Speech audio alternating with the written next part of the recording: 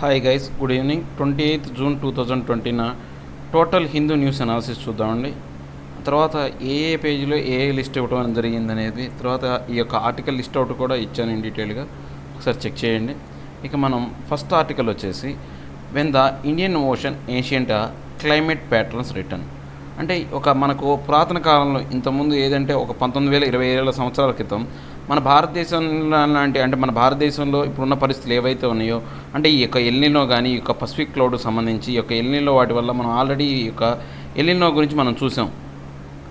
ఈ ఎల్నినో వల్ల ఏమవుతుందంటే ఈ యొక్క టెంపరేచర్ అనేది బాగా పెరిగిపోయి మనకు వానలు పడకుండా ఉంటాయి. ఈ యొక్క ఎల్నినో ప్రభావం వల్ల ఈ యొక్క రెయిన్ఫాల్ అనేది పూర్తిగా నిలిపివేయబడుతుంది అని చెప్పేసి మనం ఇంతకుముందు ఆర్టికల్ కూడా చూసాం. తర్వాత ఈ యొక్క ఇది ఇండియన్ ఓషన్ డైపోల్ అనే దాని గురించి కూడా చూసాం, ఐఓడి గురించి కూడా చూసాం. సో ఇలాంటి ఫినామినా అనేది మనకు ఈ యొక్క ఆర్టికల్లో ఇచ్చిన దాని ప్రకారం ఏంటంటే 1921,000 ఇయర్, అంటే ఇన్ బిట్వీన్ 19,000 and 21,000 ఇయర్స్ బిట్వీన్లో ఇలాంటి ఫినామినానే ఏర్పడటం వల్ల అప్పుడు ఏంటంటే ఈ భూమి మొత్తం కూడా మంచు చేత కప్పడింది అనమాట. అప్పుడు భూమి మీద టెంపరేచర్ అనేది మనకు గ్లేషియర్ స్టేజ్ అనమాట, అంటే అది మొత్తం పూర్తిగా మంచుతో కప్పడిపోయి ఉందన్నమాట. ఈ సముద్రాలు అనేవి చాలా అట్టడుగులో ఉండేవి. సో ఇలాంటి ఫినామినా వల్ల ఏమైందంటే ఈ పసిఫిక్ మహాసముద్రం యొక్క రీజియన్లో పూర్తిగా వేడెక్కడం వల్ల ఈ యొక్క కార్బన్ ఎమిషన్, CO2 ఎమిషన్ ఇప్పుడు ఎలా ఉండి మనకు గ్లోబల్ వార్మింగ్ పెరిగి ఎలా టెంపరేచర్ రైజ్ అయిందో అప్పుడు కూడా అలా టెంపరేచర్ రైజ్ అయ్యి సో ఆ యొక్క ఏదైతే మంచంతా కరిగిపోయి సముద్రాలు గాను ఖండాలు గాను ఏర్పడింది.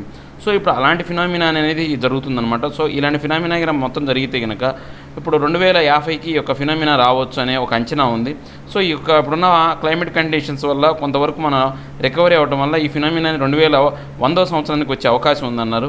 సో ఇలా కనుక జరిగితే భూమి మొత్తం కూడా నీళ్ళతో నింపబడుతుంది అని చెప్తున్నారు అనమాట. దానికి సంబంధించిన ఆర్టికల్ ఇది. సో దీంట్లో మనకు ముఖ్యంగా ఏం తెలుసుకుంటామంటే ఎల్నినో గురించి తెలుసుకుంటాం, లానినో గురించి తెలుసుకుంటాం, తర్వాత ఐఓడి ఇండియన్ ఓషన్ డైపోల్ గురించి, వీటి గురించి తెలుసుకుంటాం అనమాట ఈ యొక్క ఆర్టికల్ ద్వారా. న్యూస్ క్లైమేట్ చేంజ్ కూడా reawaken El Nino in the Indian Ocean according to a study. అంటే ఈ యొక్క ఎల్నినో ఫినామినా అనేది ఈ యొక్క ఇండియన్ ఓషన్లో ఏర్పడుతుంది. ఇంతకుముందు ఏర్పడింది, మళ్ళీ తిరిగి ఏర్పడుతుందని చెప్తుందన్నమాట. El Nino and La Nina interactions between the atmosphere and ocean in the tropical belt of the Pacific Ocean. అంటే ఇప్పుడు ఈ యొక్క ఎల్నినో కానీ లానినో కానీ ఇవేంటి అంటే interaction between the atmosphere and the ocean, అంటే ఈ యొక్క వాతావరణానికి ఈ సముద్రాలకు మధ్య ఉన్నటువంటి ఈ ఇంటరాక్షన్ ఏదైతే ఉందో ఈ యొక్క ఎక్కడ ఏర్పడుతుంది అంటే ముఖ్యంగా ఈ యొక్క ఎల్నినో కానీ లానినోలు కానీ ఈ యొక్క పసిఫిక్ ఓషన్లో, పసిఫిక్ మహాసముద్రంలో మాత్రమే ఏర్పడుతుంది అనమాట. ఐఓడి అనేది వచ్చేసి ఇండియన్ ఓషన్ డైపోల్ అనేది ఈ యొక్క ఇండియన్ ఓషన్లో ఏర్పడుతుంది. ఆల్రెడీ మనం ఇంతమంది చూసాం, మళ్ళీ చూద్దాం. El Niño the surface temperature in the centre and eastern tropical Pacific Ocean became substantially higher than normal, associated with changes in a pressure pattern in the Southern Ocean called as Southern Oscillation, ENSO. అంటే ENSO అంటే ఏంటి అంటే ఈ యొక్క El Niño అంటే ముందు మనం ఏంటంటే ఈ యొక్క సీ సర్ఫేస్ టెంపరేచర్ అనేది ఉండాల్సిన హీట్ కన్నా కానీ చాలా ఎక్కువ హయ్యర్గా హీట్ ఉందనుకోండి. సో దానివల్ల ఏమవుతుందంటే ఎప్పుడైతే టెంపరేచర్ ఎక్కువగా ఉంటుందో ప్రెజర్ అనేది పడిపోతుందని మనకు ఆల్రెడీ తెలుసు. ఈ టెంపరేచర్ ప్రెజర్ డిఫరెన్సెస్ వల్ల సదరన్ ఆసిలేషన్ వల్ల ఈ యొక్క ఎల్నినో అనేది ఏర్పడుతుంది అనమాట. దీన్ని ENSO అంటాం అనమాట. లానినో ఏంటంటే ఈ ఎల్నినోకి పూర్తిగా రివర్స్ అనమాట. ఇప్పుడేంటి ఇక్కడ ఈ యొక్క సీ సర్ఫేస్ టెంపరేచర్ అనేది ఎక్కువగా ఉంటే ఎల్నినో ఏర్పడుతుంది, తక్కువగా కనుక ఉందనుకోండి లానినో ఏర్పడుతుంది అనమాట. The cold phase of ENSO is El Niño. ఇప్పుడు మనం ఆల్రెడీ చెప్పుకున్నాం ENSO అంటే ఏంటి, ఈ యొక్క ఎల్నినోకి సంబంధించింది. సో దానికి రెసిప్రోకల్గా ఉండేది కోల్డ్ నేచర్ ఉంటే కనుక లానినో అంటారనమాట. The see surface temperature in the central and eastern tropic Pacific became lower than normal. అంటే ఈ యొక్క టెంపరేచర్ అనేది నార్మల్గా కన్నా తక్కువగా ఉందనుకోండి, అప్పుడు ఈ యొక్క లానినో అనేది ఏర్పడుతుంది అనమాట. నెక్స్ట్ మనం ఇండియన్ ఓషన్ డైపోల్ అనే దాని గురించి చెప్పుకున్నాం. ఇది హిందూ మహాసముద్రం అనుకోండి. మొత్తం ఈ యొక్క మన భారతదేశం కింద ఉన్న ఈ ప్రాంతం అంతా కూడా హిందూ మహాసముద్రం. ఈ ప్రాంతాన్ని అంతా కూడా మనం ఏమంటామంటే ఈ యొక్క వెస్ట్రన్ సైడ్ అనమాట. అంటే వెస్ట్రన్ సైడ్ ఇది ఏమవుతుందంటే సౌత్ ఈస్ట్ అవుతుంది అనమాట ఈ యొక్క ఏరియా అనేది.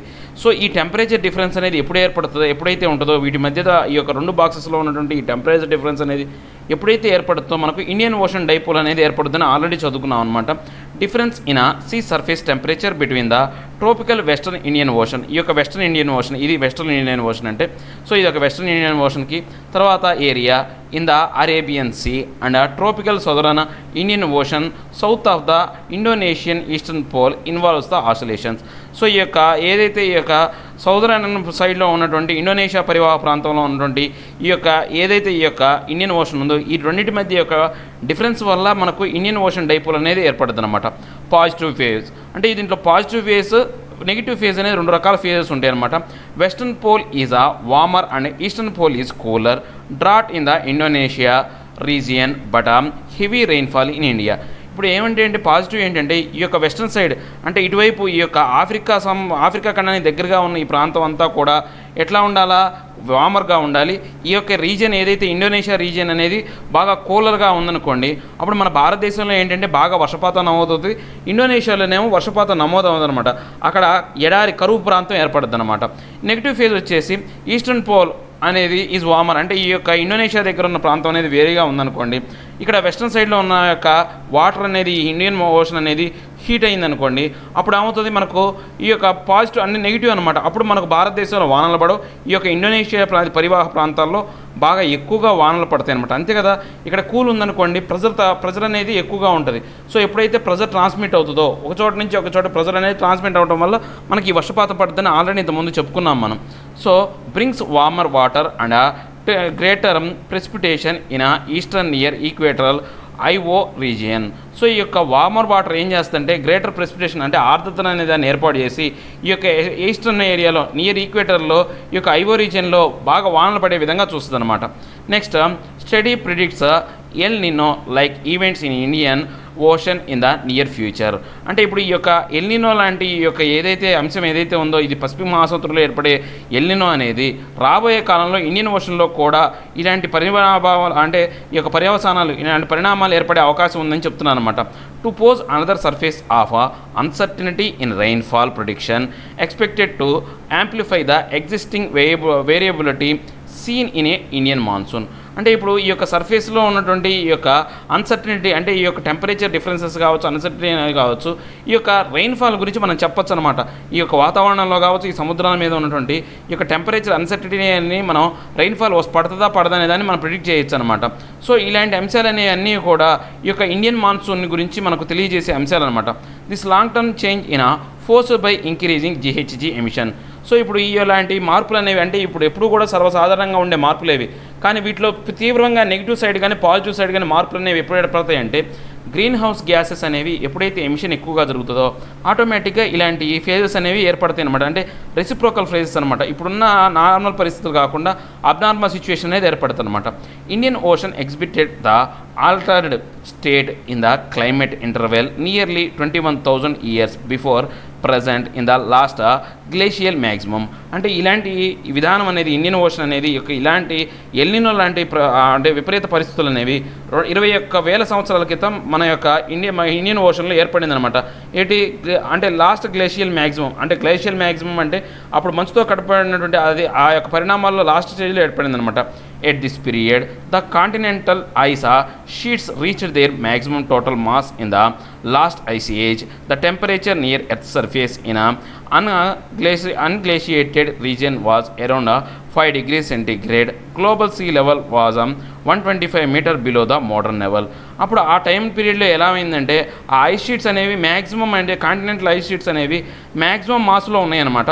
సో ఈ యొక్క టెంపరేచర్ ఎంత ఉంది, ఈ యొక్క భూమి మీద టెంపరేచర్ అప్పుడు ఎంత ఉందంటే 5 degrees centigrade. 5 degrees centigrade అంటే చాలా, మనం ఏసీ పెట్టుకుంటే ఒక 16, 17, 18 మధ్యలోనే ఉంటుంది. ఏదైనా ఏసీలు 16 నుంచి 18 మధ్యలో ఉంటాయి. అప్పుడే మనకు చలి అనిపిస్తుంది. సో 5 degrees అంటే మనకు చాలా, మనకు బాగా చలికాలం వచ్చినప్పుడు కూడా 15 degrees కన్నా టెంపరేచర్ తక్కువ ఉండదు. 5 degrees అంటే అక్కడ అంతా కూడా మంచు దగ్గర నియరెస్ట్గా మంచు వచ్చే ప్రదేశంలో ఉంటుంది అనమాట. ఈ సముద్రాన్ని కూడా ఇప్పుడున్న లోతు కన్నా 125 మీటర్ల లోతు ఉన్నాయన్నమాట. అలాంటి అప్పుడున్న పరిస్థితుల్లో emergence of an equatorial mode of climate variability in the Indian ocean. అంటే ఈ యొక్క ఈక్విటోరియల్ ఏదైతే మనకు భూమధ్య రేఖ ఆధారితంగా ఈ యొక్క వేరియబిలిటీ అనేది ఇండియన్ ఓషన్లో ఏర్పడే అవకాశం ఉందన్నమాట. Will be initiated remotely over the western Indian ocean and Arabia sea by an atmosphere circulation anomaly. ఇప్పుడు ఏదైతే ఇలాంటి పరిస్థితులు అనేవి ఎలా ఏర్పడతాయంటే ఇండియన్ ఓషన్ కావచ్చు, ఈ యొక్క అరేబియన్ సీలో ఉన్నటువంటి అట్మాస్ఫియరిక్ సర్క్యులేషన్స్ వల్ల ఇది ఏర్పడే అవకాశం ఉందన్నమాట. The interplay of the oceanic water movements will lead to difference in ice surface temperature in eastern equatorial Indian ocean. అంటే ఇప్పుడు ఈ యొక్క ఈస్టర్న్ ఈక్వటోరియల్ ఇండియన్ ఓషన్లో ఈ యొక్క ఏవైతే వాటర్ మూమెంట్స్ అనేవి ఈ యొక్క డిఫరెన్స్ ఆఫ్ టెంపరేచర్ అనేది సర్ఫేస్ టెంపరేచర్ అనేది ఏర్పడడానికి పరిస్థితులను దారితీస్తాయి అనమాట.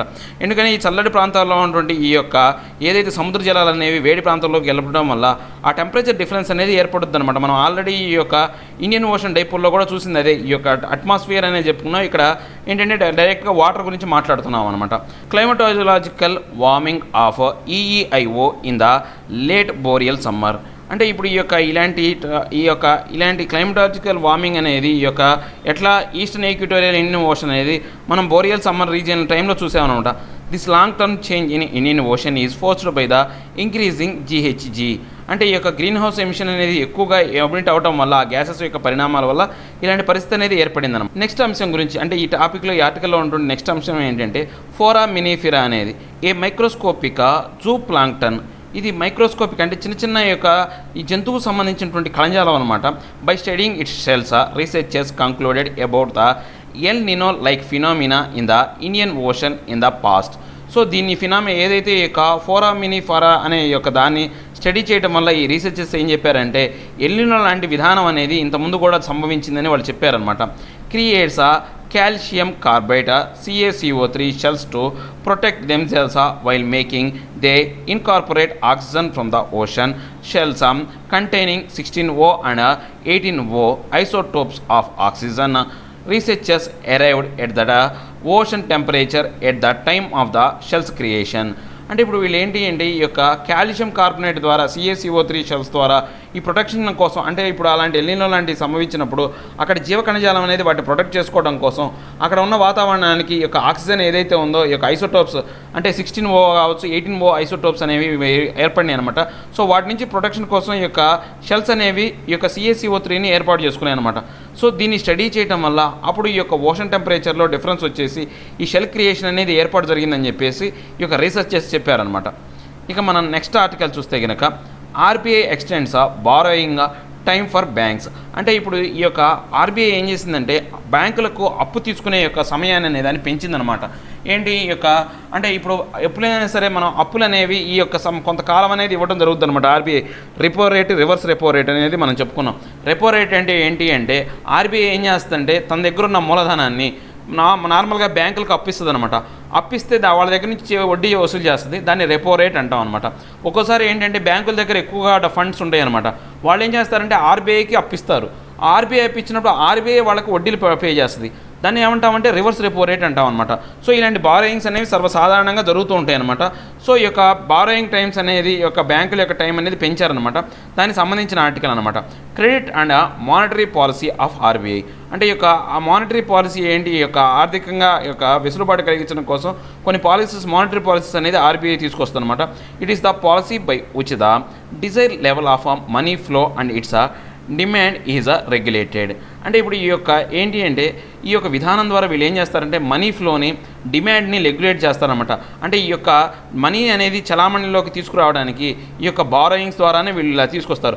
అంటే బాగా మార్కెట్లో మనీ ఎక్కువగా ఉందనుకోండి, అప్పుడు ఏం చేస్తుందంటే ఆర్బీఐ అనేది బ్యాంకుల దగ్గర నుంచి అప్పు తీసుకుంటుంది, కలెక్ట్ చేస్తాం మనీ అంతా కూడా. సో దీనివల్ల ఏంటంటే ఈ యొక్క మనీ రేట్ అనేది ఫ్లక్చుయేషన్ అవ్వకుండా ఈ యొక్క మనీ వాల్యూ పడిపోకుండా ఆర్బీఐ అనేది కొన్ని చర్యలు తీసుకుంటుంది అనమాట. అసలుకు లోకల్గా అంటే ఈ యొక్క ప్రజల దగ్గర మనీ కనుక లేదనుకోండి, అప్పుడు ఆర్బీఐ బ్యాంకులకు అప్పు ఇచ్చి మనీ చలామణి అయ్యే విధంగా చూస్తుంది అనమాట. ఇదే దీని యొక్క మానిటరీ విధానం అనమాట. RBI uses several monetary instruments CRR, SLR, repo and reverse repo and marginal studying facility rate అనమాట. అంటే ఈ యొక్క ఆర్బీఐ అనేది రకరకాల విధానాల ద్వారా సిఆర్ఆర్ ద్వారా, ఎస్ఎల్ఆర్ ద్వారా, రివర్స్ రెపో ద్వారా తర్వాత మార్జినల్ స్టాండింగ్ ఫెసిలిటీ రేట్ ద్వారా ఇలాంటి విధానాల ద్వారా ఏంటంటే ఆర్బీఐ అనేది కొన్ని పాలసీస్ని తీసుకొచ్చి మానిటర్ చేస్తూ ఉంటుంది అనమాట. Primary objective of RBI monetary policy is to maintain sufficient liquidity in the market and price stability. ఈ యొక్క ఆర్బీఐ యొక్క ప్రధానమైన అంశం ఏంటి, ఆబ్జెక్టివ్ లక్ష్యం ఏంటి అంటే ఈ యొక్క మనీ లిక్విడిటీ అనేది మనీ చలామణి అయ్యే విధంగా చూడటం, దాంతోపాటు ఈ యొక్క రేట్లను కూడా స్టెబిలైజ్ చేయడం అనమాట, వాటి కంట్రోల్ తీసుకురావడం అనేది ఆర్బీఐ యొక్క ముఖ్యమైనటువంటి లక్ష్యం. News borrowing limits of scheduled banks under the marginal standing facility scheme was increased from 2 to 3% of their net demand and the time liabilities NDTL. అంటే ఇప్పుడు బారోయింగ్స్ ఏవైతే ఉన్నాయో ఆ లిమిట్ అనే దాన్ని 2% ఇంతకుముందు లిమిట్ ఉంటే దాన్ని ఇప్పుడు 3% చేసిందనమాట. సో దీని ప్రకారం ఏంటంటే net demand and time liabilities అనే దాని కింద వాళ్ళకి ఈ యొక్క పర్సంటేజ్ అనేది పెంచిందనమాట. Now extended till September 30. ఈ యొక్క విధానం అనేది ఈ యొక్క సెప్టెంబర్ 30 వరకు, అంటే జూన్ 30తో ముగియాల్సింది ఇంకా 3 నెలల కాలాన్ని పెంచుతూ సెప్టెంబర్ 30 వరకు ఇచ్చారనమాట. Liquidity adjustment facility. ఈ యొక్క లిక్విడిటీ అడ్జస్ట్మెంట్ ఫెసిలిటీ అనేది ఏందో చూద్దాం. ఈ facility extended by the RBI to the scheduled commercial banks and primary dealers to avail of liquidity in case of requirement or park excess of funds with the RBI in case of excess liquidity. So ఈ యొక్క facility అంటే RBI అనేది వాళ్ళకి అవకాశం కల్పిస్తుంది అనమాట. ఈ యొక్క లిక్విడిటీ అనేది ఈ డబ్బుల యొక్క చలామణి అనేది ఎక్కువగా అవటం కోసం వాళ్ళకి ఏవైతే కమర్షియల్ బ్యాంక్స్ కావచ్చు, ప్రైమరీ డీలర్స్ ఎవరైతే ఉన్నారో వాళ్ళకి లిక్విడిటీ అందుబాటులో ఉండే విధంగా, ఈ లిక్విడిటీ యాక్సెస్ ఉండే విధంగా ఆర్బీఐ అనేది చూస్తుందన్నమాట. LAF is on an overnight or term basic against A collateral such as government securities. అంటే ఈ యొక్క గవర్నమెంట్ సెక్యూరిటీస్ సంబంధించి ఇది ఓవర్ నైట్లో ఒక టర్మ్ బేసిస్ ప్రకారం దీన్ని తీసుకొస్తూ ఉంటారన్నమాట. Bank can borrow money by selling securities to RBI at a pre determined rate repo rate.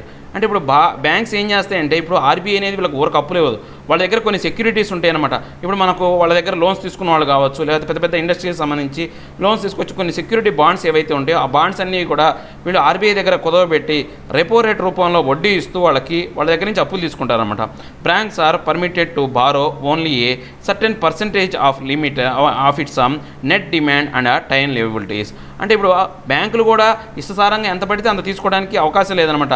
వాళ్ళకి నెట్ డిమాండ్ అంటే ఆ బ్యాంకు యొక్క కెపాసిటీ ఎంతైతే ఉందో, ఇప్పుడు బ్యాంక్ మొత్తం కెపాసిటీలో ఒక 25% మాత్రమే వాళ్ళు అప్పు తీసుకోవడానికి అవకాశం ఉంటుంది అనమాట. సో అంత అమౌంట్ మాత్రమే ఈ యొక్క net demand and time liabilities కింద వాళ్ళు అప్పు తీసుకుంటారనమాట. అంటే నెట్ డిమాండ్ వాళ్ళకి ఎంతైతే డిమాండ్ ఉందో అంత డిమాండ్, టైం లయబిలిటీ ఇంత టైంలో మళ్ళీ తీర్చిచ్చే విధంగా వాళ్ళ అప్పులు అనేది ఇవ్వడం జరుగుతుంది, వీళ్ళు తీసుకోవడం జరుగుతుంది అనమాట. ఇక నెక్స్ట్ చూసుకుంటే మార్జినల్ స్టాండింగ్ ఫెసిలిటీ MSF. ఈ యొక్క MSF చూసుకుంటే a new scheme announced by the reserve bank of India in it's monetary policy 2011 and 12. ఈ యొక్క మార్జినల్ స్టాండింగ్ ఫెసిలిటీ అనేది కొత్త స్కీమ్ అనమాట.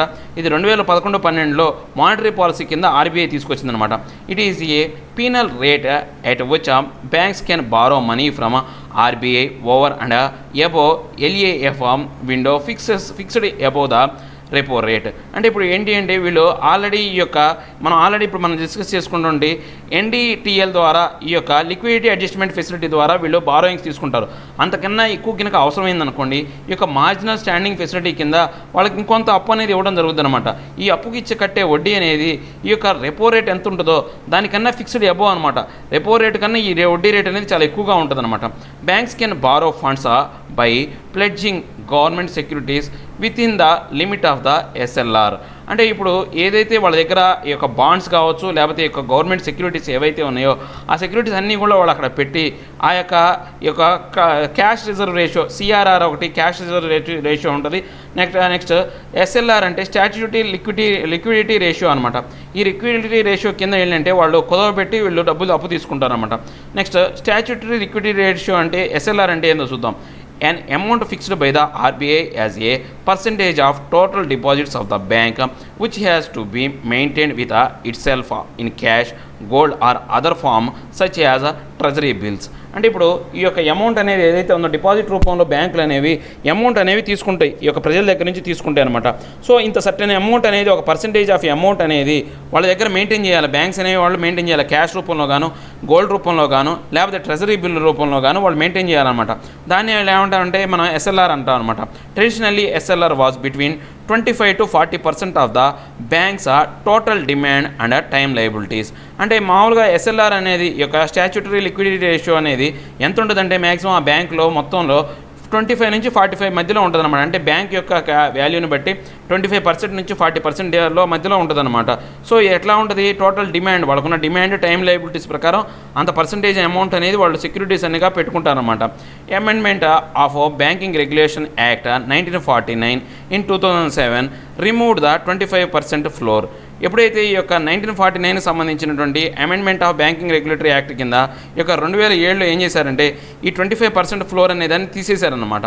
క్యాష్ రిజర్వ్ రేషియో, ఈ యొక్క సిఆర్ఆర్ అంటే క్యాష్ రిజర్వ్ రేషియో అనమాట. It is the amount fixed by the RBI as a percent of total deposits of a bank hold as a reserves with RBI only in cash form. అంటే ఇప్పుడు ఈ యొక్క amount ఏదైతే RBI అనేది కొంత amount అనేది fix చేస్తుందన్నమాట. Total deposit రూపంలో ఏవైతే బ్యాంక్ ఉంటుందో ఆ బ్యాంక్ ఫిక్స్ చేసిన అమౌంట్ని ఆ హోల్డ్ అంతా అమౌంట్ని కూడా ఈ ఆర్బీఐ అనేది రిజర్వ్స్ రూపంలో వాళ్ళ దగ్గర హోల్డ్ చేసుకొని క్యాష్ ఫామ్లోనే ఓన్లీ క్యాష్ ఫామ్లో ఉన్నదాన్ని మాత్రం వీళ్ళు హోల్డ్ చేస్తారనమాట. ఎందుకోసం వీళ్ళకి అప్పులు ఇచ్చే ముందు ఇలాంటివన్నీ హోల్డ్ చేస్తారు. ఎందుకని అప్పులు కట్టపోయినా కానీ వీటిని వాళ్ళు ఏం చేస్తారంటే సరెండర్ చేసుకుంటారనమాట. నెక్స్ట్ టాపిక్ వచ్చేసి ఈ క్వశ్చన్ అనేది మనం చివరిలో డిస్కస్ చేద్దాం, వీటికి సంబంధించిన క్వశ్చన్ అనేది. ఇక నెక్స్ట్ టాపిక్ వచ్చేసి why is there a stress on randomised control trials. ఇప్పుడు ర్యాండమైజ్డ్ కంట్రోల్ ట్రయల్స్ అనేవి మనం ఇంతకుముందు చాలాసార్లు ఈ ఆర్టికల్ గురించి చెప్పుకున్నాము. ర్యాండమైజ్డ్ కంట్రోల్ ట్రయల్స్ అంటే ఏంటంటే ఒక టెస్టింగ్ అనమాట. ఏదైనా ఒక మందు కావచ్చు, విధానం కావచ్చు, సరిగా ఉందా, ప్రభావవంతంగా ఉందా లేదా అని తెలుసుకోవాలంటే ఈ ర్యాండమైజ్డ్ కంట్రోల్ ట్రయల్స్ అనే విధానాన్ని మనం ఉపయోగించాలి. అంటే ఏంటి అంటే కొంతమందిని ర్యాండమ్గా సెలెక్ట్ చేస్తారు. ఆ సెలెక్ట్ చేసి వాళ్ళ మీద ఈ యొక్క మందు అనే దాన్ని ప్రయోగిస్తారనమాట. దాంతోపాటు ఈ యొక్క మందుతో పాటు నార్మల్గా అసలు ఏ మందు లేకుండా ఉండొచ్చు, లేకపోతే కొత్త ఆరోగ్య విధానాన్ని వాళ్ళు ఇంతకుముందు అవలంబింప చేసే ఒక ఆరోగ్య విధానాన్ని ఫాలో అవ్వచ్చు అనమాట. అలా ఫాలో చేసి ఆ యొక్క పేషెంట్కి ఈ యొక్క పేషెంట్కి డిఫరెన్స్ చెక్ చేస్తారనమాట. ఆ పేషెంట్ కన్నా ఈ మందు వాడిన పేషెంట్ కనుక వీడు ఎఫెక్టివ్గా ఉన్నాడు అనుకోండి, ఆ ఎఫెక్టివ్గా ఉంటే అప్పుడు ఆ యొక్క మందు అనేది ప్రభావవంతంగా ఉందని చెప్పేసి దానికి సర్టిఫికేషన్ ఇస్తారనమాట. సో ఇప్పుడు ఈ ర్యాండమైజ్డ్ కంట్రోల్ ట్రయల్స్ అనేది ఇప్పుడు మనకు ఎందుకు వచ్చింది అంటే రీసెంట్గా మనకు జూన్ 23వ తారీఖున పతంజలి ఆయుర్వేద అనేది హరిద్వార్లో, ఉత్తరాఖండ్ రాష్ట్రంలోని హరిద్వార్లో వాళ్ళకి స్టేట్మెంట్ ఇచ్చారనమాట. ఏదైతే ఇక కొరోనిల్ ఒకటి, తర్వాత నెక్స్ట్ స్వసారి అనే ఈ యొక్క 2 మందులు ఈ కోవిడ్-19కి ప్రభావవంతంగా పనిచేస్తాయి, 7 రోజుల్లో 7 డేస్లో ఈ కోవిడ్-19ని అంతమొందిస్తాయని చెప్పేసి వాళ్ళు ఒక మందును రిలీజ్ చేశారన్నమాట. ఆ మందు చాలా వరకు ప్రభావవంతంగా లేదని చెప్పేసి చాలామంది వాదిస్తూ వస్తున్నారు. దానికి సంబంధించి వచ్చినటువంటి టాపిక్ అనమాట. ఒకసారి చూద్దాం. About randomised control trials. ముందు అసలుగా ఆర్సిటీ అంటే ఏంటో చూసుకుందాం. ఏ టైప్ ఆఫ్ క్లినికల్ ట్రయల్స్ అనమాట. ఈ యొక్క క్లినికల్గా మనం చేసిన ప్రయోగం అనమాట. ఇది ఒక రకంగా చెప్పాలంటే the subjects of study will be randomly collected into different groups. వీళ్ళు ఏం చేస్తారంటే ఈ యొక్క డిఫరెంట్ గ్రూప్స్ నుంచి ర్యాండమ్గా కొంతమంది పీపుల్ని కలెక్ట్ చేస్తారు డిఫరెంట్ గ్రూప్స్ నుంచి. They will be separately treated and analysed, final outcomes are compared. వీళ్ళు ఏం చేస్తారంటే వీళ్ళందరినీ ఒకే చోట ఉంచి ట్రీట్ చేయరు, సపరేట్గా వాళ్ళని పెట్టి వాళ్ళని ట్రీట్మెంట్ చేస్తారు. ఫైనల్ అవుట్కమ్స్ మాత్రమే వీళ్ళు కంపేర్ చేస్తారన్నమాట. 2 ఇంపార్టెంట్ కాన్స్టిట్యూషన్స్ అంటే దీంట్లో ముఖ్యంగా 2 అంశాలు అనేవి ఉంటాయి అన్నమాట. ఒకటి కంట్రోల్ అనేది ఏంటో చూద్దాం. Essential to get an unbiased evolution of the effectiveness of the treatment. వీళ్ళు ఏం చేస్తారంటే ఒక అన్బయాసింగ్ అనమాట, ఎటువంటి పక్షపాత దూరం లేకుండా ఎఫెక్టివ్నెస్, ఆ ట్రీట్మెంట్ యొక్క ఎఫెక్టివ్నెస్ని వీళ్ళు అంచనా వేస్తారనమాట. Next 1 group of people who are given treatment are compared with another group called control group who are not given treatment. ఒక గ్రూప్ ఆఫ్ పీపుల్ని ఏం చేస్తారంటే వీళ్ళకి ట్రీట్మెంట్ ఇస్తూ ఉంటారనమాట ఈ విధానం ద్వారా. అలాంటి పీపుల్ని వేరే వాళ్ళతో కంపేర్ చేస్తారు. ఎవరికి ట్రీట్మెంట్ ఇవ్వని గ్రూప్ ఏదైతే ఉందో అలాంటి గ్రూప్తో మనం ఆల్రెడీ ఇంతకుముందు చూసుకున్నాం.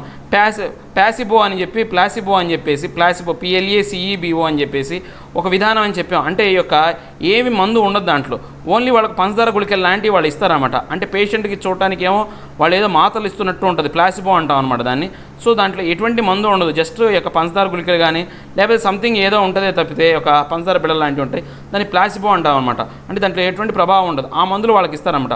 ఈ యొక్క ట్రీట్మెంట్ ద్వారా ఈ మందులు ఇచ్చిన వాళ్ళని ఏ మందులు ఇవ్వని వాళ్ళని కంపేర్ చేస్తారన్నమాట. ఎప్పుడైతే కంపేర్ చేస్తారో ఆ కంపేర్ చేసినప్పుడు ఈ యొక్క ట్రీట్మెంట్ ఇచ్చిన వాళ్ళు ప్రభావవంతంగా ఉందనుకోండి, ఆ ట్రీట్మెంట్ బాగున్నట్టు. లేదు వాళ్ళది రిపోర్ట్లు అనేవి దగ్గరగా ఉన్నాయనుకోండి, దాంట్లో ఆ ట్రీట్మెంట్లో ప్రభావం లేననమాట. సో కొత్త విధానం కూడా అంటే ప్లాసిబో ఇవ్వచ్చు, లేకపోతే కొత్త ఆరోగ్య విధానం తేవచ్చు, లేకపోతే ఆల్రెడీ వీళ్ళు ఆచరిస్తున్న విధానాన్ని వీళ్ళు దాంట్లో ప్రయోగంగా ఉంచవచ్చు అనమాట. Next randomisation. ఈ ర్యాండమైజేషన్ అనేది ఎలా చేస్తారో చూద్దాం. Task of ఎలొకేటింగ్ patient for study. ఇప్పుడు కొంతమంది పేషెంట్ని ఏం చేస్తారంటే స్టడీ కోసం ఎలొకేట్ చేస్తారు వాళ్ళని. The patients are collected using a random mechanism ద్వారా ఈ పేషెంట్ కూడా ఎలా తీసుకుంటారు, ర్యాండమ్గా కలెక్ట్ చేస్తారు. అక్కడ ఉన్నారనుకోండి 100 మంది ఉన్నారు, గబగబా ఒక 10 మందిని సెలెక్ట్ చేస్తారనమాట. అదే ర్యాండమ్గా సెలెక్ట్ చేయడం అంటే. It ensures that neither the patient nor the doctor would know about the allocation. అంటే ఇప్పుడు ఈ ఎలొకేషన్ వాళ్ళు ఎలా జరుగుతుందంటే ఆ పేషెంట్కి తెలియదు, డాక్టర్కి తెలియదు. డాక్టర్కు వాడికి పలానా ట్రీట్మెంట్ ఇవ్వని చెప్పి పంపిస్తారు, చెప్తే వీడు ఇలా ర్యాండమైజ్డ్ కంట్రోల్ ద్వారా వీడిని సెలెక్ట్ చేసాము, వీళ్ళ మీద ఇలా ప్రయోగం జరుగుతుందని ఆ డాక్టర్కి తెలియదు, పేషెంట్కి తెలియదు అనమాట. ఇక next blinding technique used for avoid bias. ఇంకో విధానం అనేది ఉందన్నమాట. బ్లైండింగ్ టెక్నిక్ అనే దాన్ని, అంటే బయాస్ అంటే ఏంటంటే పక్షపాత ధోరణిని మనం అరికట్టడం కోసం ఏంటంటే బ్లైండింగ్ టెక్నిక్ అనే విధానాన్ని ఉపయోగిస్తానమాట. సింగిల్ బ్లైండెడ్ ట్రయల్స్ అంటే సింగిల్గా ఒకసారి blinded trials either the patient or the research team do not know who is the assigned the treatment. అంటే ఇప్పుడు ఒక పేషెంట్ లేదా ఈ యొక్క రీసెర్చర్ ఎవరో ఒకరికి మాత్రమే తెలుస్తుంది, ఇద్దరికి మాత్రం తెలియదు అనమాట. ఏది ఈ యొక్క ట్రీట్మెంట్ అనేది ఎలా అసైన్ చేయబడుతుంది అనేది వాళ్ళిద్దరు ఎవరికో ఒకరికే తెలుస్తుంది అనమాట. నెక్స్ట్ డబుల్ బ్లైండెడ్ ట్రయల్స్ అనమాట. Both the patient and the researcher team do not know which treatment is assign to the patient. ఇప్పుడు ఆ పేషెంట్కి తెలియదు, ఈ యొక్క రీసెర్చర్స్కి ఇద్దరికీ తెలియదు అనమాట. ఆ పేషెంట్ ఏమో ఏదో ట్రీట్మెంట్ తీసుకుంటూ పడుకుంటాడు. ఈ రీసెర్చర్ దగ్గరికి ఏం చేస్తారంటే రోజుకు ఒక రీసెర్చర్ని పంపిస్తారు, వాడి చేతిలో ఒక మందు పెడతారు, పోయి ఆ పేషెంట్కి వేసిరా అంటారు. సో వాడికి ఏ ట్రీట్మెంట్ జరుగుతుందో వీడికి తెలియదు, జస్ట్ ఆ మందు వాడు ప్రయోగించడం వరకే వాడనమాట. సో ఇది నెక్స్ట్ డబుల్ బ్లైండెడ్ ట్రయల్స్ అనమాట. Triple or quadruple blinded trials there are 4 of the relevant groups are not aware of the treatment assignment. So ఏదైతే ఒక 4 రకాలైన గ్రూపులు అనే వాటిని సెలెక్ట్ చేస్తారో ఆ గ్రూపులకి 4 కూడా ఏ ట్రీట్మెంట్ అనేది జరుగుతుందో తెలియదు అనమాట. దీన్ని triple or quadruple blind trials అంటారనమాట. ఇలాంటి ట్రైనింగ్ విధానం ద్వారా ఈ యొక్క ర్యాండమైజ్డ్ ట్రయల్ టెస్టింగ్ అనేది జరుగుతుంది అనమాట. సిగ్నిఫికెన్స్ ఆఫ్ ఆర్సిటీ, ఈ యొక్క ర్యాండమైజ్డ్ కంట్రోల్ ట్రయల్స్ అనే దాని యొక్క ఉపయోగం ఏంటి అంటే దాని ప్రాధాన్యత ఏంటో చూద్దాం. One of the best method of trials since it includes comparison of patients. అంటే ఇది ఒక బెస్ట్ విధానం అనమాట. ఎప్పుడైనా మనం పేషెంట్లు కంపేర్ చేయాలంటే ఇంత మించినటువంటి బెస్ట్ విధానం అనేది లేదనమాట. Gives a more desirable result. అంటే ఇది కరెక్ట్ అయినటువంటి డిజైరబుల్, మనం ఏదైతే కరెక్ట్గా రిజల్ట్ కావాలనుకుంటాం అలాంటి రిజల్ట్ అనేది పర్ఫెక్ట్గా ఇస్తుంది. Help to measure the benefits of the particular group in comparison to another group. అంటే ఇప్పుడు వీళ్ళు వేరే గ్రూప్తో కంపేర్ చేయడానికి, పర్టికులర్ గ్రూప్ని వేరే గ్రూప్తో కంపేర్ చేయడానికి సరైనటువంటి విధాన సహాయం అనేది చేస్తారన్నమాట ఈ యొక్క విధానం అనేది. ఎగ్జాంపుల్స్ రెమిడిసివిర్ స్టడీ అంటే రెమిడిసివిర్ స్టడీ అంటే ఈ యొక్క రెమెడీస్ ఆధారంగా కొంత స్టడీ అనేది జరుగుతుంది అనమాట. Next the solidarity trial by WHO. అంటే ఈ యొక్క విధానం అనేది ట్రయల్స్ అనేది సాలిడారిటీ ట్రయల్స్ అనేది వరల్డ్ హెల్త్ ఆర్గనైజేషన్ ద్వారా చేస్తుంది. కొన్ని ఎగ్జాంపుల్స్ అనమాట ఈ యొక్క ర్యాండమైజ్డ్ ట్రయల్కి. నెక్స్ట్ రికవరీ అంటే randomised evolution of COVID-19 therapy by UK. ఈ యొక్క రికవరీ అనే విధానం అనేది ఎవరు అవలంబిస్తారంటే UK అనేవాళ్ళు ఈ యొక్క ర్యాండమైజ్డ్ ట్రయల్స్ అనమాట. Randomised evolution of COVID-19 therapy అనే యొక్క విధానం UK అనేది అవలంబిస్తుంది అనమాట. ఇలాంటి రకరకాల ఎగ్జాంపుల్స్ ఉన్నాయన్నమాట ఈ యొక్క ఆర్సిటీలో అంటే ర్యాండమైజ్డ్ కంట్రోల్ ట్రయల్స్లో. Drugs and magic remedies objectionable advertisement act 1954. అంటే ఇప్పుడు డ్రగ్స్ కావచ్చు, లేకపోతే మ్యాజికల్ రెమెడీస్, కొన్ని మన మంత్రాల రూపంలో మాయల రూపంలో చేసే ఈ రెమెడీస్ అనే వాటి గురించి మనం అడ్వర్టైజ్ చేయడం అనేది చట్టపరంగా నేరం అనమాట. ఏ చట్టం కింద? ఈ యొక్క అబ్జెక్షనబుల్ అడ్వర్టైజ్మెంట్ యాక్ట్ 1954 కింద నేరం అనమాట. సో ఇప్పుడు ఏం చేశారంటే పతంజలి వాళ్ళకి ఇలాంటి మీరు ఏదైతే పబ్లిసిటీ ఇస్తున్నారో ఈ మందుల గురించి ఆ పబ్లిసిటీ మాత్రం ఇవ్వద్దని చెప్పేసి ఆ ప్రొహిబిషన్ చేయాలని చెప్పేసి గవర్నమెంట్ అనేది వాళ్ళ మీద ఆర్డినెన్స్ పాస్ చేసిందనమాట. Prohibits advertisement of drugs and remedies that claim to have magical properties. అంటే ఈ యొక్క మంత్రపూరితమైనటువంటి మ్యాజికల్గా ఏదైనా మాయ చేసే విధానాలు ఏవైతే ఉంటాయో ఆ డ్రగ్స్ కానీ రెమెడీస్ కానీ వాటిని ప్రమోట్ చేయడం అనేది అడ్వర్టైజ్మెంట్ రూపంలో ప్రమోట్ చేయడం అనేది నిషిద్ధం అనమాట. Offences punishable under the act are cognizable offence. ఒకవేళ ఎవరైనా ఇలాంటి తప్పు అనేది చేశారనుకో వాళ్ళకు కాగ్నిజబుల్ అఫెన్స్ అనేది దాని ప్రకారం అనేది చట్టపరమైనటువంటి చర్యలు తీసుకొని వాళ్ళు శిక్షార్హులు అనమాట. పెనాల్టీ, ఈ యొక్క వాళ్ళకి పెనాల్టీని కూడా వేయచ్చంట. ఫస్ట్ కన్విక్షన్, ఫస్ట్ సారి కనుక అలా చేస్తే maximum sentence of 6 months imprisonment with or without fine. So 6 నెలల కాలం పాటు వాళ్ళని జైల్లో పెట్టచ్చు, విత్ ఫైన్ కావచ్చు, వితౌట్ ఫైన్తో కానీ జైల్లో పెట్టచ్చు అనమాట. సబ్సిక్వెంట్ కన్వెన్షన్ అంటే ఈ యొక్క తర్వాత ఈ యొక్క ఏవైతే ఈ యొక్క నేరాలకు సంబంధించి వీళ్ళకి శిక్షలు అనేవి ఎలా ఉంటాయో చూద్దాం. Imprisonment up to 1 year with or without fine. తర్వాత రెండోసారి కనుక దొరికాడు అనుకోండి 1 year వరకు వాడిని జైల్లో పెట్టచ్చు, విత్ ఫైన్ కావచ్చు, వితౌట్ ఫైన్ కావచ్చు. Convicted party is an organisation. All members of the organisation will be punished under this act. ఇప్పుడు ఏదైనా ఒక కన్విక్టెడ్ పార్టీ అనేది ఒక మనిషి చేస్తే పైన 2 విధానాలు చెప్తాం. ఒక ఆర్గనైజేషన్ చేసింది అనుకోండి, ఆ ఆర్గనైజేషన్లో ఎవరైతే మెంబర్స్ అయితే ఉన్నారో ఆ మెంబర్స్ అందరినీ కూడా ఈ చట్టం కింద తీసుకొచ్చి వాళ్ళని కూడా పనిష్ చేస్తారనమాట. ఇక నెక్స్ట్ మనం చూసుకుంటే South China Sea right should be rooted in UN territory Asian. అంటే ఇప్పుడు ఈ యొక్క సౌత్ చైనా సీకి సంబంధించినటువంటి రైట్స్ అనేవి యుఎన్ ట్రీటీలో ఒక దానికి ఏషియన్కి సంబంధించినటువంటి ఈ యొక్క అంశాన్ని అనేది చెప్పారనమాట. సో ఈ సౌత్ చైనా సీ అనేది ఇప్పుడు ప్రస్తుతం ఇక్కడ సమస్యాత్మకమైన ప్రదేశం అనమాట. ఎందుకని చైనా అనేది ఈ యొక్క ప్రదేశం అంతా మాదే అని చెప్పేసి వాళ్ళు మాదే ఈ ప్రదేశం అంతా కూడా చెప్తున్నారు. కానీ అక్కడ ఉన్నటువంటి Vietnam, Philippines, Taiwan, Malaysia, Brunei వీళ్ళందరూ కూడా ఇది చైనాకు ఒక్కదానికే కాదు, మాకు కూడా ఈ యొక్క నదుల మీద అధికారం ఉందని చెప్తున్నారు. అసలు ముందు ఈ సౌత్ చైనా సీ మీద ఇంత అధికారం కోసం అందరూ ఎందుకు పోటీ పడుతున్నారంటే ఈ సౌత్ చైనా సీలో ఏదైతే ఉందో ఆ ప్రాంతం అంతా కూడా పూర్తిగా ఈ యొక్క గ్యాసెస్తో నిండిపడిపోయిందనమాట. సో ఈ యొక్క క్రూడ్ ఆయిల్ కావచ్చు, న్యాచురల్ గ్యాసెస్ కావచ్చు, ఆ యొక్క నిక్షేపాలు అనేవి చాలా ఎక్కువగా ఉన్నాయన్నమాట. సో ఈ యొక్క నిక్షేపాలని తీసుకోవడం కోసం ఈ అన్ని దేశాలు పోటీ పడుతున్నాయి. దీంతోపాటు ఇది ప్రపంచ దేశాలని కలపడానికి ఒక మెయిన్ రూట్ అనమాట.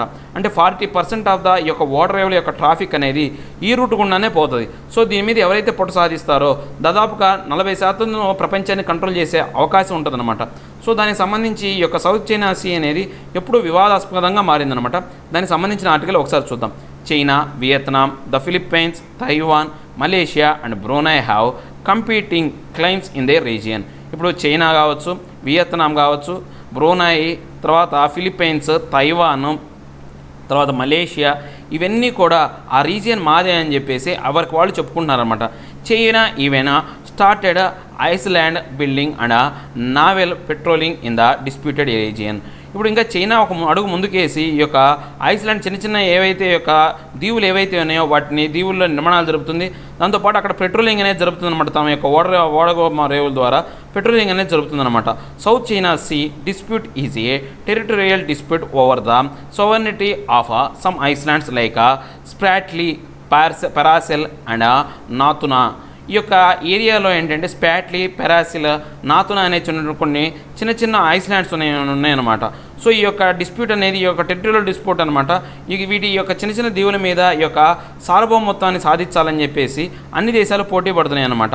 Dispute also involves atolls, reefs and shoals such as Scarborough shoals. ఇవన్నీ కాకుండా అంటే ఏంటి అక్కడ ఈ యొక్క ఆ దీవుల్లో రకరకాల దీవులు ఉన్నాయన్నమాట. ఎటాల్స్ అనేవి ఒకటి, తర్వాత రీఫ్స్ అనే ఒకటి, షోల్స్ అనేవి, నెక్స్ట్ స్కార్బోర్గ్ షోల్స్ అనేవి, ఇవన్నీ కూడాతో పాటు ఇవి కూడా ఉన్నాయన్నమాట. ఈ స్పాట్లీ కావచ్చు, పెరాసిల్స్ కావచ్చు, నాతులు అనేవి. China claim the largest portion of the territory and area defined by the 9 line. అంటే ఇప్పుడు చైనా ఏం చేస్తుందంటే 9 లైన్ అనేది ఒక పెద్ద లైన్ ఏదైతే ఉందో ఒక లైన్ అనేది మొత్తం కూడా మా దేశంలోని భాగమే, మా దేశానికి సంబంధించినటువంటి ఈ యొక్క సముద్ర భాగానికి సంబంధించిందని చెప్పేసి వాళ్ళు క్లెయిమ్ చేస్తున్నమాట. ఆ territory reason it is the red dotted line in the map. మన యొక్క మ్యాప్ చూసుకుంటే కనుక ఈ యొక్క ఏదైతే 9 ఇదంతా కూడా మనం ఏమన్నారంటే 9 అనమాట. ఇప్పుడు మనం చెప్పుకున్నాం కదా, పెరాసిల్స్, నెక్స్ట్ స్ప్రాట్లీస్ ఒకటి, ఇవన్నీ కూడా వీటన్నిటిలో ఈ యొక్క చైనా అనేది ఆధిపత్యం చేయాలని చూస్తుంది. సో ఇది మొత్తం కూడా సౌత్ చైనా సీ అనమాట. ఈ యొక్క 9 లైన్ అనమాట. మనం ఆల్రెడీ ఇప్పుడు మనం దీని గురించి చెప్పుకున్నాం కదా, ఈ యొక్క 9 లైన్ అనేది ఆ 9 లైన్ మొత్తం కూడా మాదే అని చెప్పేసి చైనా క్లెయిమ్ చేస్తుంది అనమాట. సిగ్నిఫికెన్స్ ఆఫ్ ద రీజియన్, అసలు ఈ రీజియన్కి అంత ప్రాముఖ్యత ఎందుకు వచ్చిందో చూద్దాం. SCS అంటే South China Sea is having a lot of untapped oil reserves and natural gas resources. మనం ఆల్రెడీ చెప్పుకున్నాం. అంటే లెక్కలేనంత, అన్ట్యాప్డ్ అంటే మనం లెక్క వేయలేనంత oil resources, natural gas resources అనేవి ఈ యొక్క సౌత్ చైనా సీ పరిసర ప్రాంతాల్లో ఉన్నాయన్నమాట. South China Sea is the major shipping route with more than 40% of world trade passing through this area. మనం ఆల్రెడీ ఇందాక చెప్పుకున్న 40% అని, అంటే 30-40% అనమాట. మోర్ దాన్ 30% వరకు ఈ యొక్క మొత్తం ట్రేడ్ అనేది ఈ యొక్క ఏరియా నుంచే పాస్ అవుతూ ఉంటుంది అనమాట. News Vietnam on behalf of the association of South Asian nation or Asian has said that the UNCLOS 1982 should be the basis of sovereign right and entitles in the South China Sea. ఇప్పుడు ఈ యొక్క Vietnam ఏం claim చేస్తుందంటే 1982 సంబంధించి UNCLOS అనేది ఏదైతే ఉందో దాని లెక్క ప్రకారమే ఈ యొక్క సౌత్ చైనా సీ సంబంధించినటువంటి ఈ యొక్క సార్వభౌమత్వ అధికారాలు అనేవి అందరికీ పంచబడినాయి అని చెప్పేసి వాళ్ళు చెప్తున్నారు అనమాట.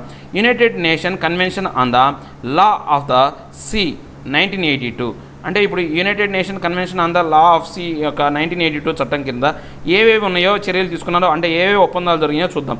International agreement with which demarcates the rights and usage limits of marginal space to the each country. ఈ యొక్క ఏ విధానం అయితే ఈ యొక్క ఇంటర్నేషనల్ అగ్రిమెంట్ ద్వారా కొన్ని హక్కులు అనేవి ఇవ్వబడటం జరిగిందనమాట.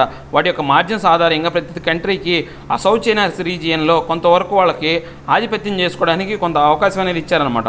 Protects the marine environment by directing governing states to control their population to the ocean. So దీని ప్రకారం ఏంటంటే ఈ యొక్క మారిటైమ్ ఎన్వైరన్మెంట్ అనేది ప్రశాంతంగా ఉండటం కోసం ఆ యొక్క ఏరియాలో యొక్క వేరే దేశాల యొక్క పాపులేషన్ తగ్గించడం కోసం అగ్రిమెంట్ జరిగిందనమాట. It also put restrictions on the amount of toxins and pollutants that come from all ships internationally. దీంతో పాటు ఏంటంటే దీని మీద రిస్ట్రిక్షన్స్ కూడా కొన్ని పెట్టారనమాట. ఏవైతే ఈ షిప్పుల్లో వచ్చే టాక్సిన్స్ కావచ్చు, లేకపోతే వ్యర్థాలు అనేవి బయటికి రాకుండా చూడడానికి కొంత రిస్ట్రిక్షన్స్ అనేవి ఈ యొక్క ప్రదేశ ప్రాంతాల్లో పెట్టారనమాట. It has created 3 new institutions on the international scene. International స్కీన్లో ఈ యొక్క 3 ఇన్స్టిట్యూషన్స్ అనేవి ఏర్పాటు చేయడం జరిగిందనమాట. International tribunal for law of the see.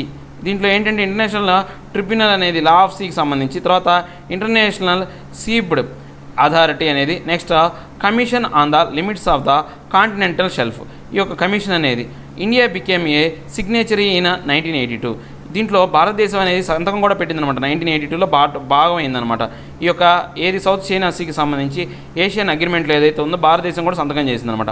ఇక నెక్స్ట్ వచ్చేసి గవర్నమెంట్ అప్రూవ్స్ యూజ్ ఆఫ్ డెక్సామిథెసోన్. అంటే ఇప్పుడు ఈ యొక్క కోవిడ్-19 కోసం డెక్సామిథెసోన్ అనే ఒక స్టెరాయిడ్ మందును అనే దాన్ని గవర్నమెంట్ అప్రూవల్ ఇచ్చిందనమాట. ఆ మందును వాడవచ్చు ఈ కోవిడ్-19కి వ్యాధికి నిరోధకంగానే, లేకపోతే ఆ వ్యాధిని అరికట్టడానికి ఈ యొక్క డెక్సామిథెసోన్ అనే దాన్ని వాడవచ్చు అని చెప్పేసి చెప్పిందనమాట. సో ఇంతకుముందు ఏం వాడారు, ఇప్పుడు ఏం చూద్దాం. News government of India prescribes dexamethasone as an alternative to methyl prednisolone for COVID-19 treatment including in the updated clinical management protocol. ఇప్పుడు ఏంటంటే ఈ గవర్నమెంట్ ఆఫ్ ఇండియా ఏం చేసిందంటే ఈ యొక్క డెక్సామిథెసోన్ అనే దాన్ని ఆల్టర్నేటివ్గా మిథైల్ ప్రెడ్నిసోనల్ అనే దానికి ఆల్టర్నేటివ్గా దీన్ని వాడచ్చు అని చెప్పేసి COVID-19 ట్రీట్మెంట్కి వాడచ్చు అని చెప్పి చెప్పిందనమాట. Drug was tested in COVID-19 patient for United Kingdom in their clinical trial recovery. Already మనం క్లినికల్ RCT అనేది రికవరీ అనే క్లినికల్ ట్రయల్ యూకే చేస్తామని చెప్పాం. అంటే ఈ యొక్క ర్యాండమైజ్డ్ కంట్రోల్ ట్రయల్స్ ప్రకారం ఈ యొక్క రికవరీ అనే ఆపరేషన్ అనేది వాళ్ళు చేస్తారు, యూకే వాళ్ళు చేస్తున్నారని చెప్పామన్నమాట. సో దాంట్లో ఈ యొక్క యునైటెడ్ కింగ్డమ్ అనేది ఈ యొక్క మందును పరీక్షించారనమాట. సో ఇది సక్సెస్ఫుల్గా అయింది, అందుకే దీన్ని ప్రవేశపెట్టారు. Found to have benefits for critical ill patients. So దీన్ని ఏంటి అంటే ఈ యొక్క మందు అనేది బాగా ఎవరైతే రోగంతో బాగా బాధపడుతున్నారో ఆ పేషెంట్కి బాగా పనిచేస్తుందన్నమాట. It also reduced mortality by 1/3 for patients on ventilators and 1/5 for the patients on oxygen therapy. So ఈ యొక్క మందు అనేది ఎవరైతే వెంటిలేటర్స్లో ఉన్న వాళ్ళ యొక్క అంటే మరణాలు మోర్టాలిటీ రేట్ అనేది 1/3కి తగ్గిస్తుంది అనమాట. దాంతో పాటు ఈ యొక్క ఆక్సిజన్ థెరపీ చేసుకునే ఈ యొక్క పేషెంట్ ఎవరైతే ఉన్నారో వాళ్ళ యొక్క మోర్టాలిటీ రేట్ 1/5 అనేది తగ్గిపోయింది ఈ యొక్క మందు వాడటం వల్ల. Next dexamethasone a corticosteroid drug. ఇది ఒక కార్టికోస్టెరాయిడ్ డ్రగ్ అనమాట. A steroidal drug used to reduced inflammation in the body and suppress the immune system of the body. So ఇది ఏంటి అంటే ఏదైనా మన బాడీలో వాపులు ఇన్ఫ్లమేషన్ అండర్లో బాడీలో కనుక ఏదైనా వాపులు అనేవి కనుక వస్తే ఈ మందును వాడతారనమాట. ఇది ఏం చేస్తుందంటే ఈ యొక్క ఇమ్యూన్ సిస్టమ్ని దాని యొక్క ప్రభావాన్ని తగ్గిస్తుందన్నమాట. Ingredients similar to the natural hormone produced by adrenal glands. దీంట్లో ఉన్నటువంటి ఇంగ్రీడియంట్స్ అనేవి సిమిలర్గా ఉంటాయి. మన శరీరంలో అడ్రినల్ గ్లాండ్ అనేది ఏదైతే ఎంజైమ్లు ప్రొడ్యూస్ చేస్తుందో దానికి సిమిలర్గా ఈ యొక్క ఇంగ్రీడియంట్స్ అనేవి ఉంటాయి అన్నమాట. Reliefs inflammation, swelling, heat, next redness and pain etcetera.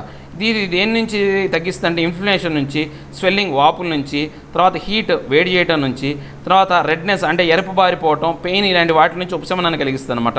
Used in a variety of illness like certain forms of arthritis. దీన్ని రకరకాల రోగాలకు మందుగా వాడతారన్నమాట ఆర్థరైటిస్కి. తర్వాత డిసీజ్ రిలేటెడ్ టు స్కిన్కి సంబంధించి, బ్లడ్కి సంబంధించి, కిడ్నీ, ఐస్, థైరాయిడ్కి సంబంధించి దీన్ని మందుగా వాడతారు. తర్వాత ఇన్సెస్టైనల్ డిజార్డర్ లైక్ కొలిటిట్స్. ఈ యొక్క కొలిటిట్స్ అనేది ఈ యొక్క మనకు పెద్ద ప్రేగులు చిన్న ప్రేగుల్లో వచ్చే డిజార్డర్ అన్నమాట, దానికి వాడతారు. Next severe allergies, asthma to certain types of cancer. అంటే బాగా ఎక్కువ ఎలర్జీస్ వచ్చినప్పుడు, తర్వాత ఆస్తమాకి, తర్వాత కొన్ని టైప్ ఆఫ్ క్యాన్సర్లు కూడా ఈ యొక్క మందును వాడతారనమాట. Next national list of essential medicine. ఈ యొక్క NLEM కింద national list of essential medicines అనేవి ఒక మెడిసిన్స్ ఉంటాయి అనమాట. ఈ మెడిసిన్స్ అన్నీ అంటే national list of essential medicines అంటే ఆ దేశంలో ప్రతి ఒక్కరికి ఆ మెడిసిన్స్ యొక్క అవసరం అనేది ఎప్పుడొకప్పుడు అవసరం ఏర్పడుతుంది అనమాట. సో ఇలాంటి మెడిసిన్స్ అన్నీ ఏం చేస్తారంటే వీటిని జనరిక్ మెడిసిన్ రూపంలో అందిస్తారనమాట. అంటే తక్కువ కాస్ట్లో అందరికీ అందుబాటులో ఉండే విధంగా ఈ మెడిసిన్స్ అనేవి ప్రభుత్వం అనేది అందుబాటులో ఉండే విధంగా చూస్తారనమాట. List of medicines which satisfy the priority health care needs of majority of the population. అంటే ఈ యొక్క ప్రయారిటీ అంటే ఏంటంటే వాళ్ళకు ఎవరైతే యొక్క హెల్త్ కేర్ నీడ్స్ ఏవైతే ఉన్నాయో దేశ ప్రజల యొక్క హెల్త్ కేర్ నీడ్స్ మెజారిటీ పాపులేషన్కి ఏదైతే అవసరమో అలాంటి వాటిన్నింటిని కూడా లిస్ట్ అవుట్ చేసి ఈ యొక్క ఎసెన్షియల్ లిస్ట్ ఆఫ్ మెడిసిన్స్ కింద national essential list of medicines కింద దీన్ని పెడతారనమాట. Next concept was first introduced by the WHO in 1977. దీన్ని ఫస్ట్ ఎవరు ఇంప్లిమెంట్ చేశారంటే WHO ఇంప్లిమెంట్ చేసిందనమాట. India the first NLEM was prepared and released in 1996 and subsequently updated many times. అంటే 1996లో ఈ list అనే దాన్ని ఈ యొక్క national list of essential medicines అనే ఫస్ట్ లిస్ట్ని 1996లో మన భారత రిలీజ్ చేసిందనమాట. ఆ తర్వాత అంటే ఎన్నోసార్లు దీంట్లో మార్పులు తీసుకొచ్చిందనమాట. కొత్త మందులు యాడ్ చేయడం అలాంటివి యాడ్ చేసుకుంటూ వచ్చిందనమాట. NLEM contains medicines which are commonly used in a primary, secondary and tertiary health levels. అంటే ఈ యొక్క NLEMలో ఏముంటాయంటే మెడిసిన్స్ ఏవైతే మనకు ప్రైమరీగా వాడే ఇప్పుడు జలుబు దగ్గుకు వాడేవి చిన్న జ్వరాలకు వాడే మెటాసిన్ కానీ ఇలాంటి ప్రైమరీగా, సెకండరీగా వచ్చే కొన్ని టైఫాయిడ్ లాంటి మందులు, తర్వాత టెర్షరీ ఏవైతే ఉంటే తీవ్రమైన రోగాలు ఏవైతే ఉన్నాయో అలాంటి వాటికి సంబంధించినటువంటి మెడిసిన్స్ అన్నీ కూడా ఈ యొక్క national list of essential medicines కింద వీటిని అవైలబిలిటీలో ఉంచుతారన్నమాట. Medicines include should be available at affordable cost and with assured quality. ఇవి తక్కువగా రేట్లలో ఉండేటట్లు దాంతోపాటు మంచి క్వాలిటీ ఉండేటట్టు వీళ్ళు చర్యలు తీసుకుంటారన్నమాట. Primary purpose to promote rational use of medicines considering the 3 important aspects that is cost, safety and efficacy. అంటే దీంట్లో ప్రైమరీ పర్పస్ ఏంటి అంటే ఈ యొక్క రేషనల్ యూజర్స్ కరెక్ట్గా ఈ మెడిసిన్స్ అనేవి జాగ్రత్తగా 3 ముఖ్యమైన అంశాలను దృష్టిలో పెట్టుకొని వాడే విధంగా చూస్తారన్నమాట. దాని యొక్క రేటు, తర్వాత దాని యొక్క సేఫ్టీ భద్రత, నెక్స్ట్ ఎఫికసీ అనమాట. దాని యొక్క ప్రభావవంతంగా ఉండే విధంగా చూడటమే దీని యొక్క ముఖ్య ఉద్దేశం అనమాట.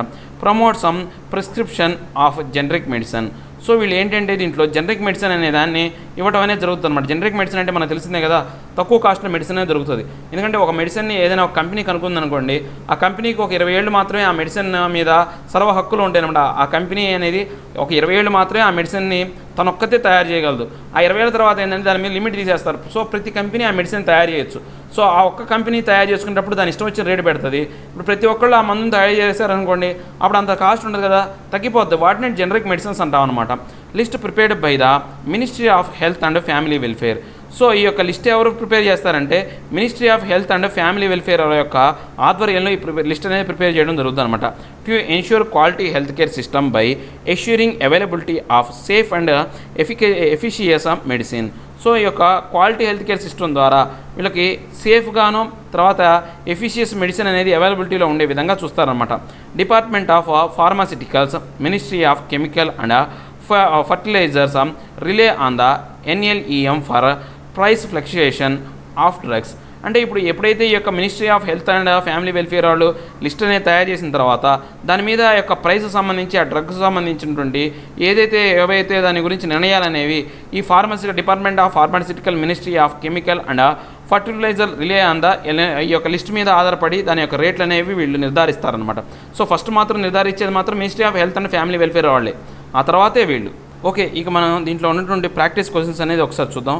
ఫస్ట్ దగ్గర నుంచి మనం ఎక్కడెక్కడ క్వశ్చన్స్ మిస్ చేసాం ఒకసారి అవి చూసుకొని తర్వాత లిస్ట్ అనేది చూద్దాం మనం. Next, the term marginal standing facility rate and net demand and time liability sometimes appear in news or used in relation to. అంటే మనం ఆల్రెడీ ఈ యొక్క ప్రిలిమ్స్ 2014లో ఈ క్వశ్చన్ వచ్చిందనమాట.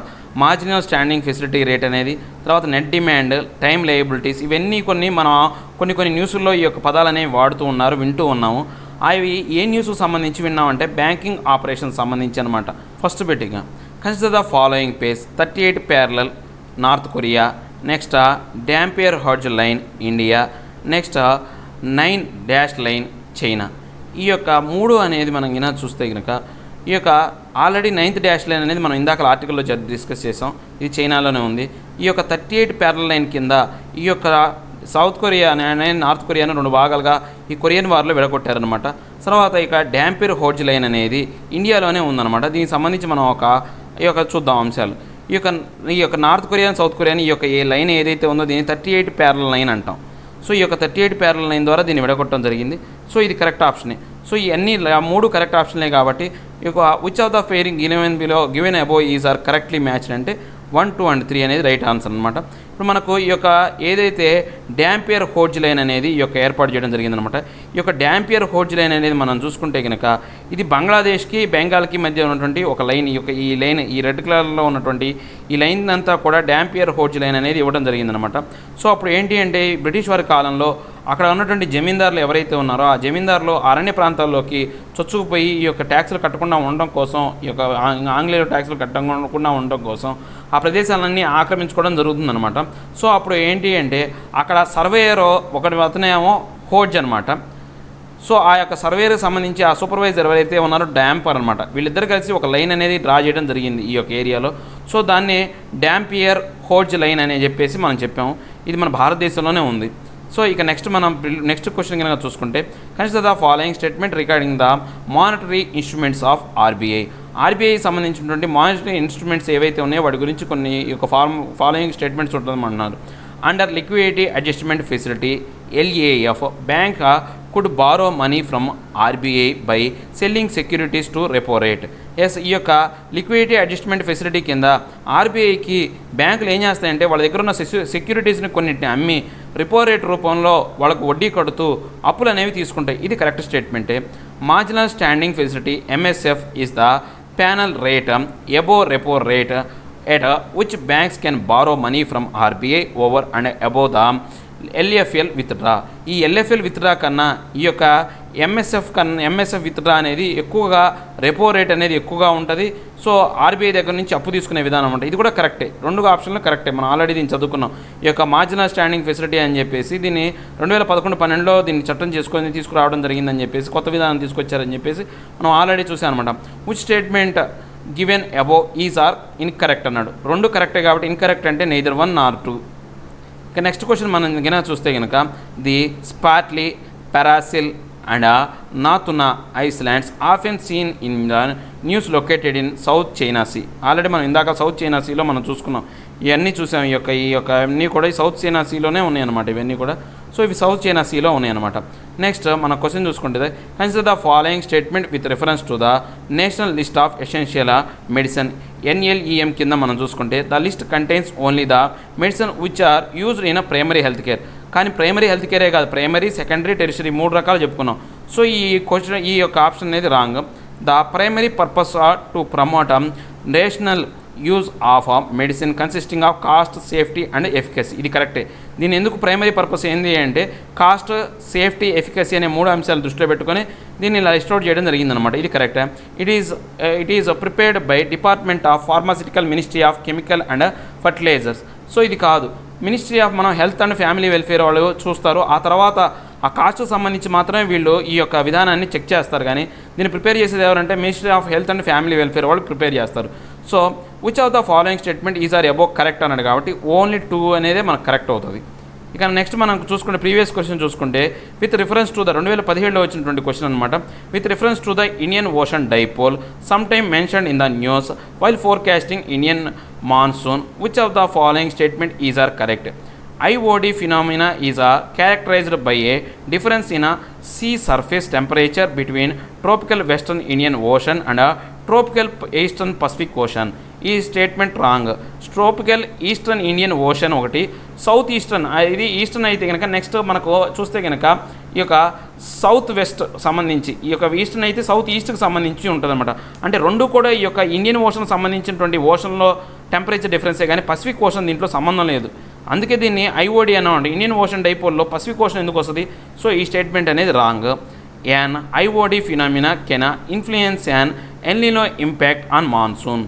సో ఈ యొక్క IOD ఫినామినా అనేది ఎల్నినో ఇంతకుముందు లాస్ట్ ఇయర్ కూడా మనకు 2019లో ఎల్నినో వల్ల మనకు వానలు పడవు అనుకున్నాం. కానీ ఈ యొక్క IOD ఫినామినా వల్ల ఈ వానలు అనేవి బాగా పడినాయి. సో ఈ యొక్క IOD ఫినామినా అనేది ఎల్నినో దాన్ని ప్రభావితం చేయవచ్చు అంటే ఎస్ చేస్తుంది, ప్రభావితం చేస్తుంది. కాబట్టి ఇది right option. Second is the right option. So only 2 is the correct option. ఇంకా మనం నెక్స్ట్ క్వశ్చన్ చూసుకుంటే consider the following statement In the El Nino event, the sea surface temperature SST in the central and eastern tropical Pacific Ocean became substantially lower than normal. అంటే ఈ యొక్క temperature అనేది lower దాన్ normal కన్నా లోయర్గా ఉంటే దాన్ని El Niño అన్నాం. Normal కన్నా lower కాదు, నార్మల్ కన్నా హయ్యర్గా ఉంటే దాన్ని ఎల్నినో అంటాం. సో ఈ స్టేట్మెంట్ అనేది wrong. The isotope analysis of foraminifera shell is a help in determining the ocean temperature at the time of shells creation. అంతే కదా, ఈ ఫోరా ద్వారానే ఈ యొక్క టెంపరేచర్ అనేది షెల్ క్రియేషన్ టైంలో సమ్ టెంపరేచర్ అనేది మనం చూసామని, అంటే దాని యొక్క ఎస్టిమేట్ చేయడానికి ఉపయోగపడింది, డిటర్మైన్ చేయడానికి, కనుక్కోవడానికి ఉపయోగపడిందని ఆల్రెడీ మనం ఇందాక చెప్పుకున్నాం. ఇది right option. So only B is the right, only 2 is the right option అనమాట.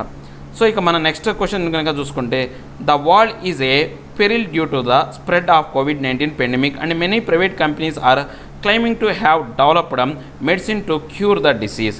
The light of the above statement analyze the significance of randomized control trials. అంటే ఇప్పుడు ప్రపంచం మొత్తం కూడా COVID-19 స్ప్రెడ్కి చాలా వరకు భీతి కలుగుతుంది. పెరిల్ అంటే భయపడుతుంది. సో ఇలాంటి సిచ్యువేషన్లో ఏంటంటే చాలా ప్రైవేట్ కంపెనీస్ వాటికి రెమెడీస్ అని, లేకపోతే ఒక మందులు అని చెప్పేసి, డిసీజ్ మందులు అని చెప్పేసి కొన్ని రిలీజ్ చేస్తున్నాం. అలాంటి అంశాల్లో ర్యాండమైజ్డ్ కంట్రోల్ ట్రయల్ అనేది ఎలా ఉపయోగపడుతుంది అంటే, ఇందాక మనం ర్యాండమైజ్డ్ కంట్రోల్ ట్రయల్ గురించి చెప్పాం కదా, దాని గురించి మనం ఇన్ డీటెయిల్గా రాస్తే సరిపోద్ది అనమాట. ఇవండి ఈరోజు నా 28/6/2020 సంబంధించిన టోటల్ హిందూ న్యూస్ అనాలిసిస్. నా ఎక్స్ప్లెనేషన్ మీకు నచ్చినట్లయితే లైక్ చేయండి, షేర్ చేయండి.